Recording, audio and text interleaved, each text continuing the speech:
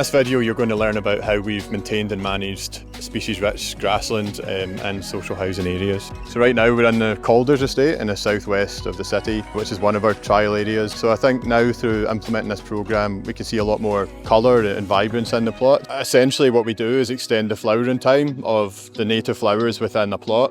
That could be things like dandelion, daisy, clover, self-heal. We've invested about £250,000 into new machinery and procure the most specific machinery for each plot and for each standard. The areas that were in this trial, it has to look intentional. We'll have like maintenance strips. They are done every couple of weeks. Through the middle of the site is this desire lines, cut paths, but it's that balance, not having the grass get too long and it starts falling over and it becomes overly unsightly. When we're doing our relaxed grassland, it's really important to kind of address the risings that come from cutting the grass. So if we leave those on the plots, they kind of decompose and increase the nutrient level in the plot.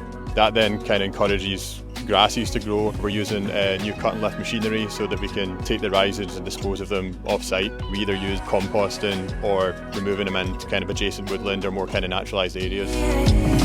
We worked with the University of Edinburgh to establish the methodology for the monitoring. The main findings were that we had 14 more types of flowering species in the relaxed plots. We had 6,000 more individual flowers and we had a 4,000% increase in nectar. Our main sort of learning, I think, from last year was that we went into this programme and tried to relax almost every plot almost as long as possible, which ended up with some plots being about 12 weeks long. The monitoring information showed us that that's pretty detrimental to the whole kind of pollinator focus because the grasses start smothering out the wildflowers. Before, we had all the plots cut every 2 weeks, so that still exists, especially if a plot is used for recreation or amenity. And we have plots which are 12 weeks. The new thing we have coming from the monitoring information is the 6-week plots. So these plots have all of our native wildflowers already in them. We found that 6 weeks is kind of the optimum length to allow those species to really thrive and grow. We try and go for native species as much as possible because pollinator invertebrates have an association with their native species.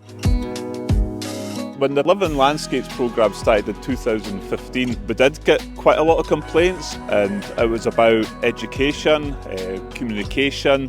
We've worked with other comms colleagues to create a series of posters and signage which are in the areas. As public awareness has increased, a lot of our complaints is that we're not doing enough for this kind of stuff. So going forward, in years to come, hopefully this trial would be extended citywide. Hopefully when that happens, there'll be a whole load more food for our pollinators in the city.